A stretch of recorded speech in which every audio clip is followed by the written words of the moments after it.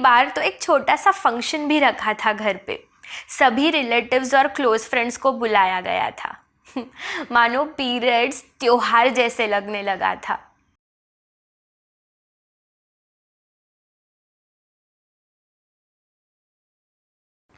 Periods, menopause और मैं, ये उन दिनों की बात है जब मैं पीरियड्स में हुआ करती थी। पहली बार जब पीरियड्स में हुई तब थोड़ी घबराहट सी थी, लेकिन माँ ने सब बताया तो था ही, इसीलिए उस नए बदलाव को अपनाने में थोड़ी आसानी हुई। पहली बार तो एक छोटा सा फंक्शन भी रखा था घर पे। सभी रिलेटिव्स और क्लोज फ्रेंड्स को बुलाया गया था। मानो पीरियड्स त्योहार जैसे लगने लगा था।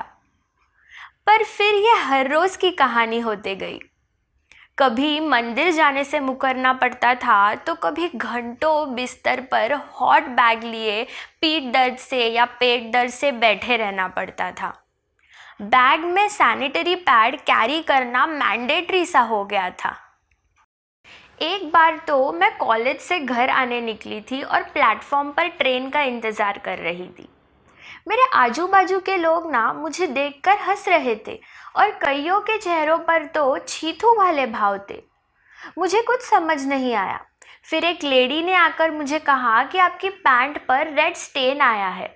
मुझे इतनी शर्मिंदगी महसूस हुई कि तब सिर्फ एक ख्याल मन में आया, क्या इन लोगों ने कभी ये first period welcome ceremony attend नहीं की थी क्या?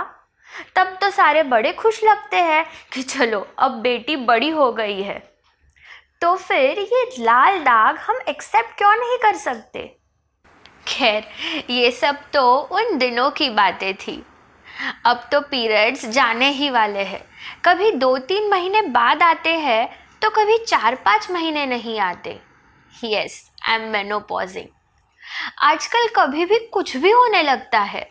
कभी यूं ही किसी पे बेहद गुस्सा आता है, तो कभी कुछ भी करने का मन नहीं करता। घंटों ऐसे ही पड़ी रहती हूँ। कभी बॉडी पेन तो कभी मूड स्विंग्स। और इस सब में अगर मेंटल स्ट्रेस हो ना, तो मुश्किलें और भी बढ़ जाती है।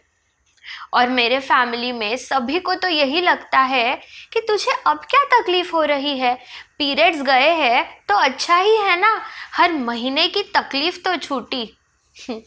इन्हें तो सब ड्रामा लगता है। क्या मेनोपॉज को हम सेलिब्रेट नहीं कर सकते? जिस लाल दाग का आना हम बड़ी खुशी से अपनाते हैं, उसी लाल दाग का जाना हम समझ क्यों नहीं सकते? इस दौरान औरत को एक इमोशनल सपोर्ट चाहिए होता है, एक सहारे की ज़रूरत होती है।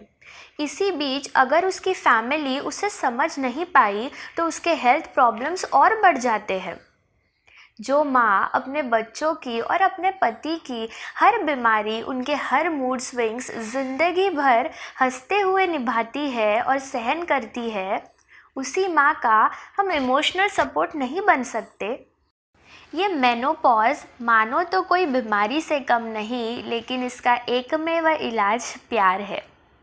अगर इसे एक नए दृष्टिकोण से देखो तो ये स्त्री के संघर्षों का पूर्ण विराम है। थोड़ी सी प्यारी बातें और थोड़ा सा आराम, बस इतना ही चाहिए इस दौरान।